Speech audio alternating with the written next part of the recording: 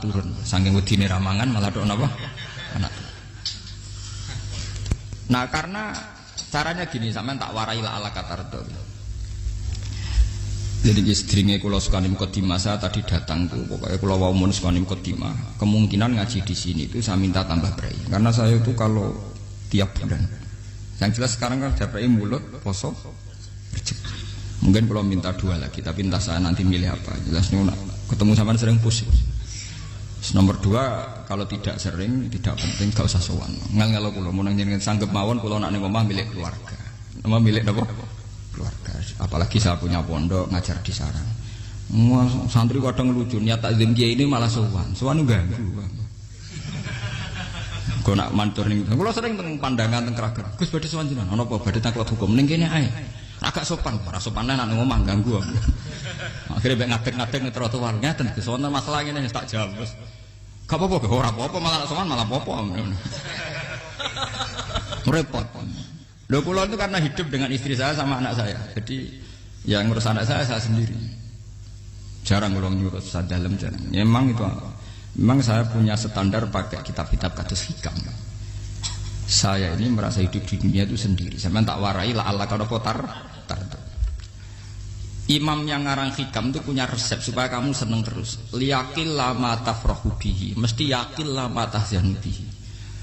Usahakan sedikit sekali apa yang bikin kamu seneng, maka akan sedikit sekali yang bikin kamu susah. Jadi misalnya kula dadi kiai, misalnya jare wong ya kula kiai wong alim. Jelas nak ngalime ngalim, nak kiai rapati ya, nak ngalime jelas. Tapi nak kiai rapati. Sampeyan kan kiai tapi ra ngalim.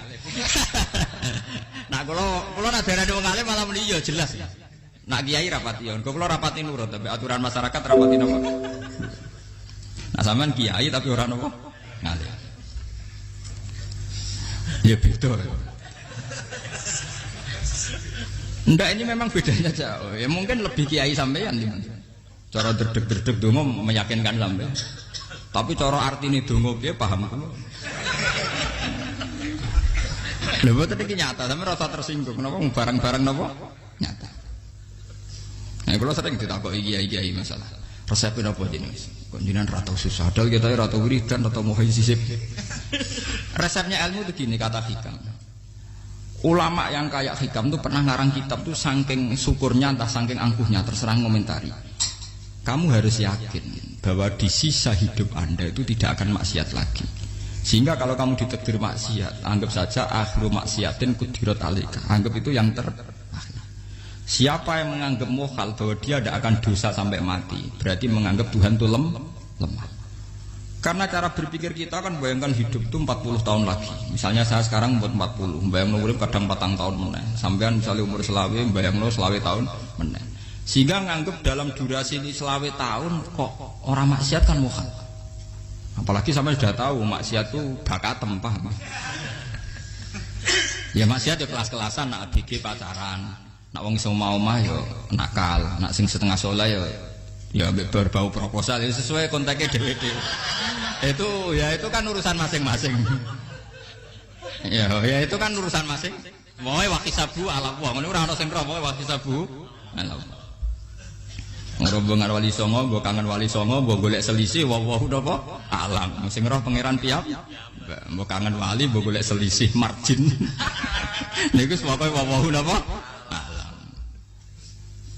Ya itu kan urusan jenengan mbek pangeran, mboten urusan kula. Tapi tetap saya sebagai ulama mengingatkan, niat itu ditoto. Begini, ulama dulu tuh ngitung hidup itu hanya 2 menit 2 detik. Sehingga dia ya gampang saja. Kayak imam, kayak kanjeng Nabi itu, ya Rasulullah kenapa tidak menyediakan makan untuk besok? Loh, saya itu tidak yakin kalau hidup saya sampai besok. Ya sudah begitu cara, ya sudah tenang saja. Kalau sampean kan bayangkan hidup 4 tahun lagi, 5 tahun lagi, sehingga arah mangan ya wedi tenan. Padahal bolak-balik zaman cilik arah mangan tetap aja wedi. Jadi cara berpikir Nabi itu begitu. Begitu juga cara pikir sahabat, cara pikir ulama-ulama yang waras itu begitu. Loh saya itu pernah melarat di Jogja zaman pertama merantau itu kalau santri saya bilang Gus kok tidak punya beras nih tapi apa yakin nak sesuk urip paling kue buta mangan sesuk anak sesuk ijek nopo cara berpikir ulama itu begitu sehingga melihat maksiat juga gitu. Alhamdulillah aku ijek urip 1 detik, 2 detik, 2 menit, sehingga hidup. Dan itu sudah cukup untuk lafadzkan la ilaha illallah. Makanya kata yang ngarang hikam, betapa murahnya Allah. Surga itu hanya bisa dibeli dengan 2 menit, karena surga itu senilai la ilaha illallah. Miftahul jannah la ilaha illallah, itu cukup 1 menit. Berarti surga itu regane mau 1 menit. Dan karena dia nganggap hidup itu 1 menit ke depan, la ilaha illallah, ya sudah. Dia ngitungnya hidup itu per menit. Kalau sampean kan enggak, per 10 tahun, per 20 tahun. Sehingga kriminal betul, cara pandang sampean itu kriminal betul. Sehingga bayang kudu di duwe, kudu di bojo, nak kiai kudu di pengaruh. Lah kalau saya enggak. Saya meskipun tidak sehebat itu, tapi mewarisi keilmuan mereka. Jadi misalnya saya jadi ulama, itu bayang di santri mesti tok Islam pokoknya ke Ahmadiyah ya gitu saja. Ya pokoknya ya sudah gitu. Orang bayang santri yang kelambinan takwa khusyuk salam tempel, demen gelo, demen apa? Lo tanyakan santri-santri saya itu mungkin belum pernah nyuri istri saya bikin kopi. Bisa dihitung. Karena saya itu sederhana saja. Misalnya saya pergi dari Jogja, ini yang nyata salah. Bayang bojoku wis maca, gawe kopi, buka lawang malah kecewa. Seperti umumnya orang kan gitu. Semerantau ada bayang bojoku nyuambut, digawe kopi, digodhogno banyu hangat teman, bareng teko bojone wangep kukur-kukur. Karena tarifnya dia ideal, maka mudah kecewa kalau itu tidak terjadi. Nak kula mboten, sembayang napa Yogya ibu bojoku cek uta Islam. Nak sholat 5 bulan ya sudah gitu saja. Pakai standar-standar yang minimalis. Saya dari rumah bangun sampai ngaji ya, pokoknya ya melek, terus ya sudah nak sholat demadem napa. Mulanya sudah gitu saja. Andai kan saya pakai standar maksimal, maka akan mudah kecewa. Rasulullah juga begitu. Rasulullah itu ngadepi Sayyidah Aisyah itu ya begitu, ngadepi Hasan Husain. Sehingga tidak ada cerita Nabi mudah kecewa betul. Karena Nabi bayangkan anak istrinya itu ya minimalis sekali, urusan dunia loh maksudnya minimalis sekali. Misalnya Nabi pagi-pagi tanya, ya Aisyah apa ada sarapan? Enggak ya Rasulullah, ya idzan asumu, kalau itu saya puasa. Kalau sampean usul-usul ora digekno kopi wong wedok opo? Itu kan repot. Muni-muni itibak sunnah Rasul tapi tidak pernah sampean mendekati sunnah napa? Rasul. Sehingga ya tenang saja Nabi. Saya tuh alhamdulillah bisa niru dalam gitu-gitu tuh bisa. Makanya ini kiai muda paling jauh. Banyak kiai-kiai yang sepuh itu kalau urusan gitu konsultasi Mas. Gus resep apa kae? Niki kula resep era karep. Juga saya tidak pernah bayangkan apa tanggaku seneng aku atau ora sing ngaji aku kecewa, tidak pernah bayangkan. Sampean itu kan makhluk, tidak penting. Kecewa tidak kecewa itu tidak benar.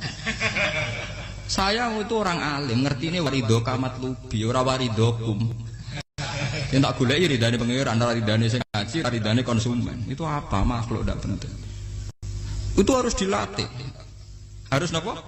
Sehingga orang itu kalau biasa sholat, maksudnya biasa takluk be Allah, mesti la'alla katardo, mesti gampang puas.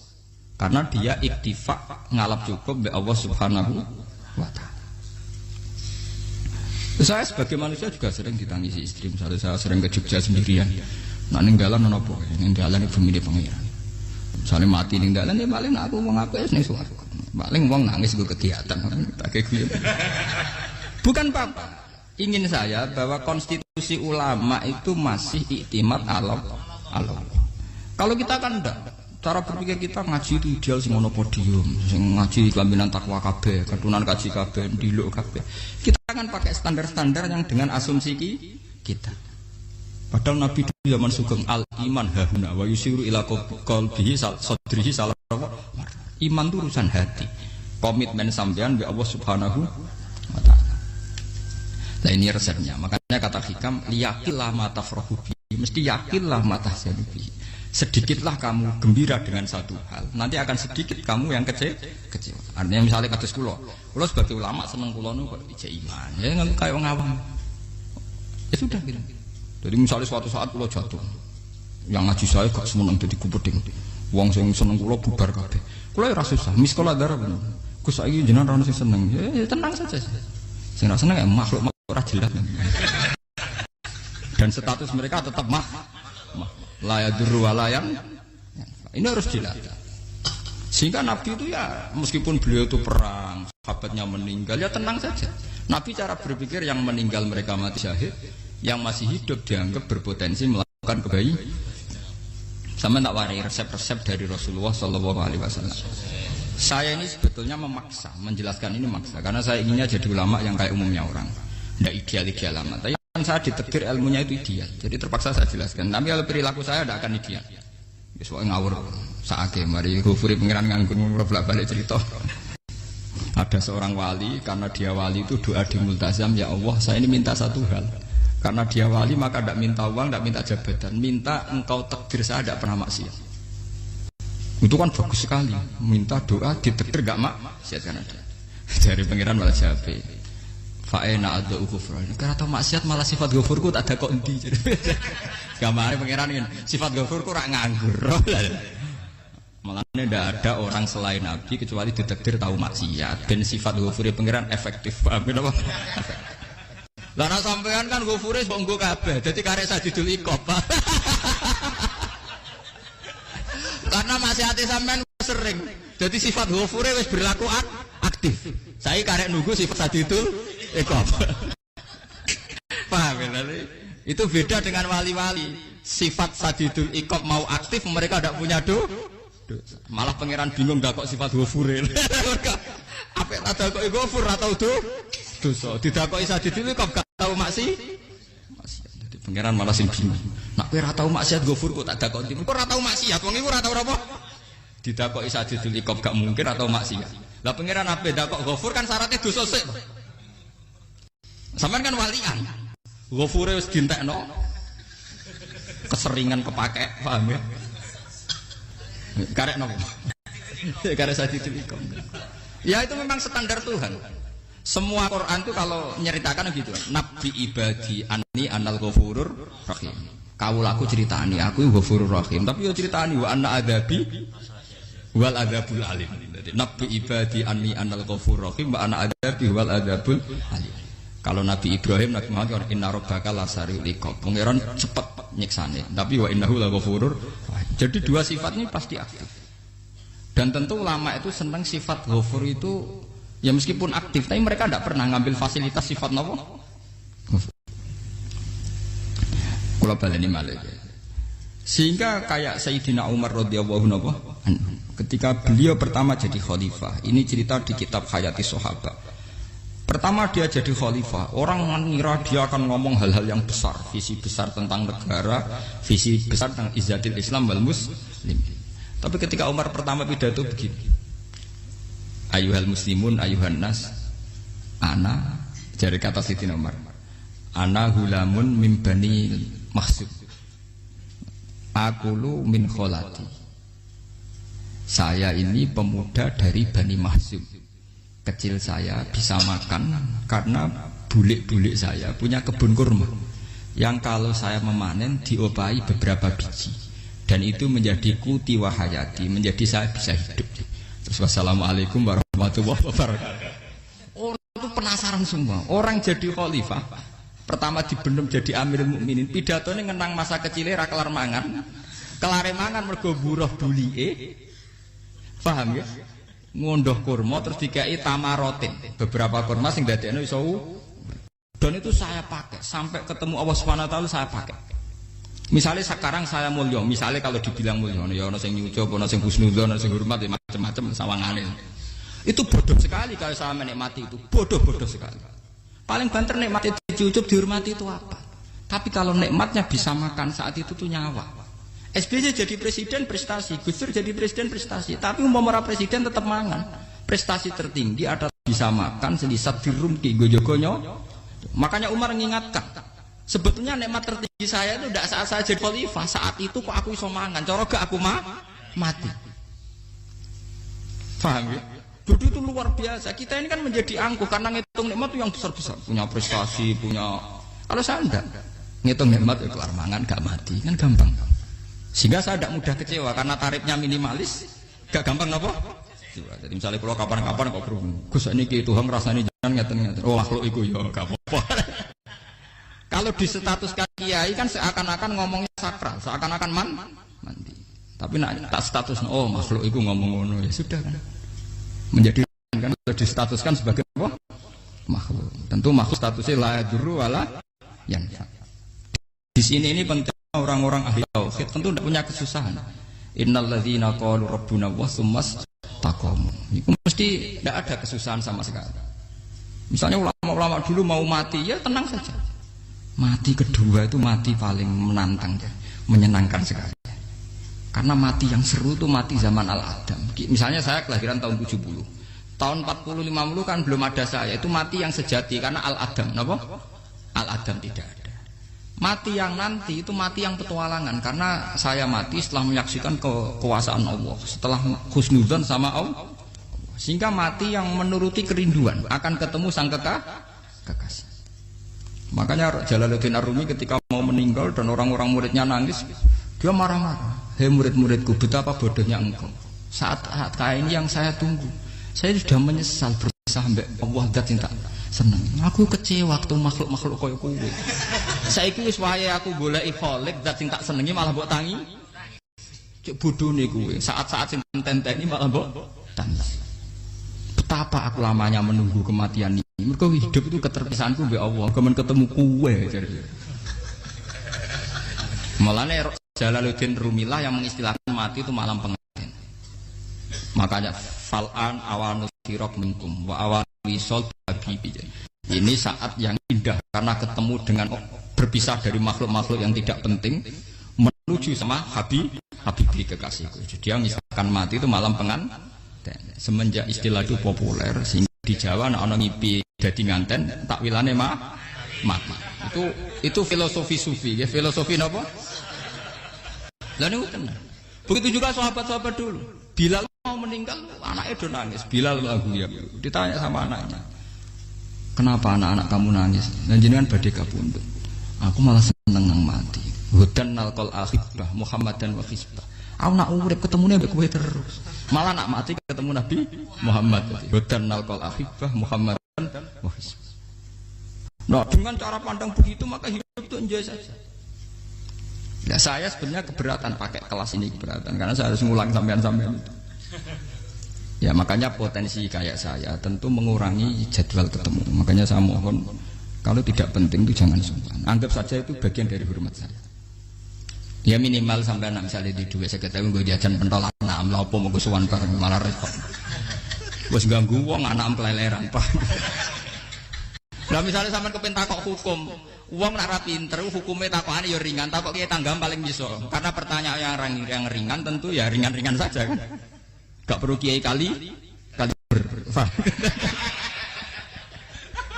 Sampeyan ora usah GR. Kula pertanyaannya angel Gus, gak ono sing iso jawab. Uang nak ra alim tahke, iku pertanyaane ya ora patimu mutu. Iku wis kangelan ngoten. Ini mboten ngenyek tapi padha enak. Padha napa? Makanya kalau latih, jadi hikam sendiri itu ada manhaj, ada metode.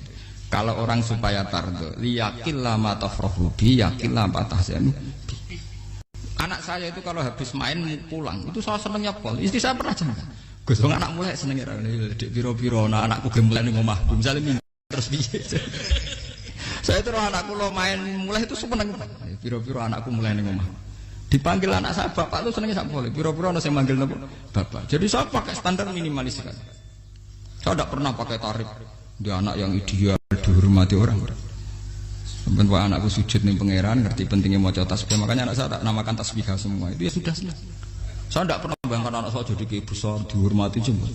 Mari gampang kecil. Ya sekolah kan Sayyidina Umar. Saya pemuda dari Bani Mahzum. Yang kecilnya bisa makan karena buruh bulikku. Akal tuh tamarot. Wah itu saya baca tuh nangis betul. Betapa hebatnya Sayyidina Umar. Mengingatkan ulang bahwa nikmat tertinggi itu ya makan, karena makan kaitannya nyawa. Orang jadi bupati, enggak jadi bupati tetap makan. Jadi kalau ngatain saya tarifnya minimalis sekali. Oh, kalau orang sudah makan gitu lah Allah kata mudah sekali. Tapi kalau sampai tarifnya ideal harus di mobil kudu sangune akeh. Mosok gue mobil gak sanggup akeh. Barang gue sanggup akeh kudu gue penderek. Mosok kiri lu juga kok tanpa penderek. Nang penderek maju. Mosok ora kena dikeloli jadi malah repot. Akhirnya gue wong ayu. Harus selingkuh dijari sing we. Itu lah perkara meneh. Wong ruwet nuruti tahapan-tahapan duniawi Makanya resep kalau ingin itu kon sholat, maksudnya sholat itu dihayati secara tauhid ya, dihayati secara tauhid. Misalnya inna sholati wa nusuki wa mahyaya wa mamati lillahi rabbil alamin. Itu akan pasti Allah katar, pasti mudah melihat alam ini ridho. Ini satu sekelumit dari resep orang ulama yang saya meniru beberapa di kitab Hayati Sahabat, di kitab Hikam, dan meniru terutama semuanya sanad dari Rasulullah Shallallahu Alaihi Wasallam. Banyak suatu saat Nabi itu kagum, Abdullah bin Mas'ud itu jalan dan dikawal oleh beberapa malaikat. Terus Nabi itu heran, ya Abdullah, kenapa itu selalu mengawal kamu? Kata Abdullah bin Mas'ud, ya Rasulullah, inilah akhtu khutwatan illa wa azunnu alla akhtu wa ukhra wa ma akaltu luqmatan illa wa azunnu alla alqamu ukhra. Saya itu tidak pernah melangkah kecuali saya tidak pernah yakin apa betul saya bisa melangkah lagi. Jadi perlangkahnya itu dia iktimat Allah. Dan saya tidak pernah mengunyah satu kunyahan kecuali saya tidak yakin apa betul saya bisa mengunyah lagi. Setiap kunyahannya tetap semuanya berada Bismillah. Semua itu atas nama pertolongan kata Rasulullah. Orang kakak andikan saya ada nabi terakhir itu jadi nabi. Jadi kemana? Makanya dulu Nabi itu sering ngendikan, andikan orang-orang kayak gitu itu ada nubuah, tentu mereka punya derajat nopo nubuah. Jadi tidak jadi nabi tapi punya derajat nopo nubuah. Lah orang yang cara berpikir gitu tentu tidak khawatir apa yang hilang dari dirinya karena dia berkontrak dengan Tuhan hanya per menit per detik. Kamu punya resep al-mu'min yusiru sana Allah min ayakuna li nafsi dzakiron. Seorang mukmin yang sejati tentu kontraknya dengan Allah Subhanahu wa taala dan dia tidak pernah ingat dirinya sendiri. Kayak sampean pas umat tapiil, Allahu Akbar, Allah Maha Besar, subhanallah. Selalu ana wong ngrasani termasuk lali utange barang niku. Tapi yang jelas kan menjadi enjoy dengan dirinya sendiri. Paham ya? Menjadi enjoy dengan dirinya karena dia tidak sering punya kontrak dengan makhluk. Nah ini maksudnya Allah kalau janganlah Allah kata kamu pandang apa nak sholat terus kabul kajati, apa nak sholat terus untuk duit ya bar. Karena cara pikir iso aja nak duit ya. Dan ini resep ya, dan resep ini dari ulama-ulama yang istinad ila Rasulullah Shallallahu Alaihi Wasallam. Karena kalau Nabi itu memang cara pandang. Aisyah itu pernah ditanya, ya Aisyah, saya ini ingin makan, apa daging yang dari sahabat ini masih? Wah ya Rasulullah sudah habis karena tak kasihkan tetangga. Itu Nabi tidak marah-marah, malah bilang, kamu benar Aisyah, biru yang kamu kasihkan tuh yang masih. Kau nak daging dipangan dewe kadang nuruti nafsu, nak dikekno wong sedekah nuruti perintah pengen. Jare Kanjeng Nabi, beneran Aisyah daging ngijek. Mung kula nate yang malah ijek, sing mbok sedekah malah sing ijek. Cara berpikir Nabi itu begitu. Tapi tahu-tahu disederhanakan sunnah Nabi ya serbanan. Lah itu kan ya memang itu bagian dari sunnah Nabi, tapi sunnah seharga 10.000. Paham ya? Ya monggo mawon sampean sunah Nabi serbanan gitu, tapi itu sunnah yang bisa dibeli dengan murah. Hakikatnya sunnah Nabi itu rata-rata bentuknya perilaku. Napa? Sampeyan delok dawuh Aisyah tengene tiba berjanji, kana khuluquhul Qur'an wa shimatuhul ghufran yansahu lil insan wa yafsahu fil ihsan wa ya'fu 'anil dzambi idza kana fi haqqihi wa sababi. Kana khuluquhul Qur'an, Nabi ku akhlak dasare wis kaya Quran plek. Urusane akhlak. Wasimatuhul ghufron, ciri utama sifatnya Nabi gampang nyepuro. Yansahu lil insan, dan Nabi punya niat baik pada seluruh manusia. Wa yafsahu fil ihsan, sering melakukan ihsan. Dan sunnah Nabi ngoten kan luwih sering kula Quran ya wis hafal mulang. Wasimatuhul ghufron kula gampang nyepuro, sampeyan ngaji angop ya ora tau tamu. Yansahu lil insan, kula bedina nate tiyang mulang. Wayah sahu filisan ihsan tak gawe gampang. Kula mulai ora tau. Itu sakmene kudu podium kudu wong dilo ya ora. Pokoke anggere ke Ahmadiyah ya madhep mulon ya sudah. Loh itu kan dawuh Aisyah ketika ditanya kaifa kana khuluqu Rasulillah. Dan itu semua dijawab oleh ahwal, oleh sebuah perilaku. Ndak ada Aisyah jawab nganggo atribut. Oh Nabi itu jubahan serbanan. Tidak ada itu. Memang itu sunnah ya, itu sunnah kan jangan salah paham ya. Tapi itu sunnah yang tidak dijawab oleh Aisyah. Sunnah yang sampean jawab sendiri, paham? Aisyah yang istrinya Rasulullah ketika ditanya kaifa kana khuluqu Rasulillah, beliau jawab kana khuluquhul Quran wa simatuhul ghufran yansahu lil insan wa yaflahu fil ihsan. Semuanya akhwal wa ya'fu anidz dzambi idza kana fi haqqihi wa sababi wa idza dia haqqu wa lam yakun li ahadi marra'ahu badihatan haba wa idza ta'ahul miskinu ajaba yaqulul haqqa walau kana murra wa la yutmiru lil muslimin hisaw wala dur. Semuanya itu akhwal, satu perilaku sosial. Saya mengakui kalau serbanan sunat, ya saya ngakui. Tapi sunnah wis karena saya mewakili yang akhwal tadi, yang apa? Lah mungkin untuk sampeyan, monggo kalau untuk ngisi sunnah. Tapi mbok ya adil itu. Ini bukan kritik mboten nggih. Yang meyakini serban sunat kan sudah banyak dan itu bagus. Tapi cobalah juga meyakini ahwalu rasulillah. Makanya mansana sunnatan itu rata-rata ulama maknani siapa yang ikut sunnahnya Nabi. Rata-rata ulama nafsir ahwalu rasulillah wa af'alu, perilaku sosial Rasul. Makanya terusannya wa idza da'ahul miskinu ajabah. Kalau dipanggil orang miskin ya datang. Ya maksudnya ada harus orang miskin manggil pas resepsi kawin boten. Misalnya ana wong melarat kuwi di sepeda motor, wong melarate yo ngeteroni puskesmas ya mbok terno. Wong melarat lara yo nukono misale apa minyak kayu putih mbok tekani. Ora kok ngerti-ngerti mbok ngurusan walimatul urus sing wajib piye lho. Payah. Lho lan wajal miskin aja be ora ana hadise urusan walimatul urus mboten. Kalau orang miskin manggil ya dalam riwayat hadis ya Nabi sering dipanggil orang miskin. Ya Rasulullah, mbok datang ke rumahku, ada apa? Terus ya Nabi, saya tuh ingin rumahku sing elek jenengan nate salat teng mriku. Ya Nabi datang ya salat saja ya harus jamuan. Fi ayyi makanin aradta an tusalliya fi. Kamu di tempat mana kamu seneng salat? Teng mriki ya Rasulullah. Ya Nabi salat. Sing ngundang ya waras pisan. Kenangan mek Nabi kok mae dienggo salat Nabi. Ampean tahu tanggung kiai kon salat. Kon mromosekno anakmu iku paham. Kiai dongakno ki kersane ketampi PNS waduh. Padahal kiai ini dhewe anake ra PNS. Kalau dulu kan sahabat ngundang Nabi itu ya gitu. Ya Rasulullah, saya itu ingin sekali engkau sholat di rumahku. Fa'takhidahu musallan. Kemudian tempat yang pernah engkau sholati mau tak pakai musola pribadi. Makanya masjid kiblat itu rumahnya sahabat. Karena dulu Nabi pernah sholat di satu tempat. Adalah ono perintah tahlilul kiblat itu di rumahnya sahabat. Itu sahabat dulu itu kalau ngaturi Nabi itu kenanya ingin Nabi pernah sholat di situ. Nah, ilmu ngeten ini mentek. Ya, untungnya nonton kulo, jadi ono sing eling-eling ya, Bang. Nah, teman kudu syukur ya, artinya syukur ya. Orang kayak saya itu tidak usah sampean dikte-dikte ngikuti hukum adat. Kalau ngoten sampean gelo mergo kula ora iso teko, kula ya gelo perkarane ulama kok mbok atur. Makanya saya sering guyon cerita saya itu kalau di pasar Pandangan dulu tuh anyaran boyong sering di pasar ditanya sama Gus wong alim kok di pasar. Piye? Aneh tuh. Ya aneh kuwi. Aneh piye? Bodohnya al wong alim. Kadang masyarakat tuh tidak sadar keanehan dirinya sendiri. Mereka enak saja merasa kalau orang alim ke pasar itu aneh. Mereka tidak sadar orang bodohnya al wong alim ya aneh. Enak saja mereka mikir sepi. Faham ini supaya sampean la Allah kan apa tar.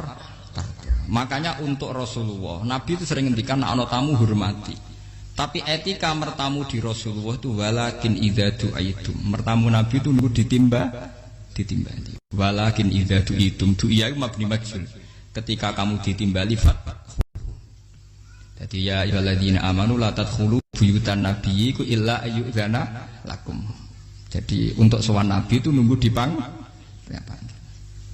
Meskipun sahabat tuh rindu Nabi, tidak berani sowan ke dalamnya Nabi. Kalau ingin ketemu Nabi di barengno pas sholat jamaah, karena Nabi pasti keluar di masjid. Andai kan Nabi nerima tamu di rumah, ya ora sida dadi Nabi. Amen nampa tamu. Makanya la tadkhulu buyutan nabiyyi ku illa ayyudzana lakum, kecuali kamu dapat nunggu dipanggil. Wa idza du'itum kalau dipanggil lagi fat. Ya sudah begitu. Tapi sekarang itu ya sudah begini. Ini kulo cerita ilmiah saja. Saya tidak punya kepentingan apa-apa. Ya kepentingan kulo ben ra mbok tamoni jujur mawon. Cuma gue iling-ilingan dulu itu kalau sahabat itu ketemu Nabi pendak sholat sama pendak ngaji. Paham ya? Jadi saya memilih sikap begini itu bukan tidak saya pikir. Saya kalau ada kiai lain yang beda dengan saya tidak apa-apa. Kalau ulama lain beda tidak apa-apa. Justru seninya rahmatnya umatnya Nabi itu istilafu aimati rahmah. Khilafnya umatku itu rahmah. Mulane aku khilaf ben rahman aku podo kan gak sido khilaf.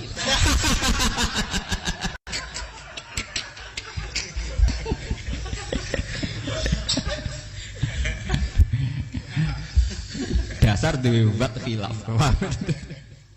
Jadi sepertinya jelas ya ayyuhalladzina amanu la tadkhulu buyutan nabi la yudhana lakum la ta'aminu ghayra nazirina inna walakin idza tu'itum. Kalau kamu ditim.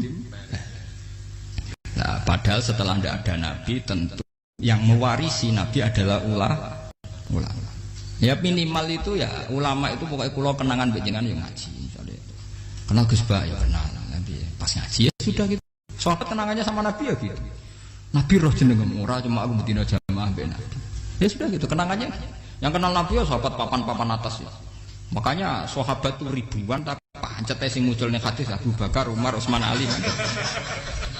Karena yang lain memang enggak kenal, hanya ikut sholat, ikut ngaji. Jadi ya enggak ada memang enggak tahu muncul ning apa? Hadis. Muncul-muncul jam'un min sahabat. Waduh. Muncul rombongan. Ya karena mereka kenalnya Nabi ya benda sholat benda apa? Ngaji.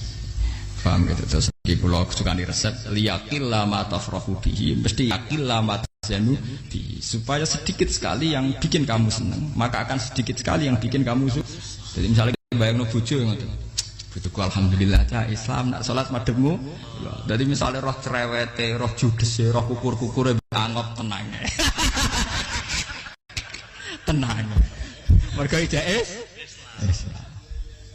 tenang karena tarifnya mini jajal misalnya tarif bojo kudu senyum teko wis maca bareng roe teko waduh wis bar dari hikam gampang makanya hikam itu punya cerita suatu saat seorang raja itu dapat kiriman gelas keramik yang indah sekali dari Zabarjat terus bertatahkan intan pokoknya serba mewah raja itu seneng sekali ketika tanya penasihatnya menurut kamu gimana gelas ya gelas ini indah sekali tapi sebaiknya raja ndak punya aja loh saya seneng kok sebaiknya ndak punya saking senengnya raja itu tiap minum pakai gelas itu kalau ndak ada nggak mau minum suatu saat gelas itu pecah susah sekali raja memanggil penasihat iya bener kamu kalau saya dulu ndak punya malah tahu pecah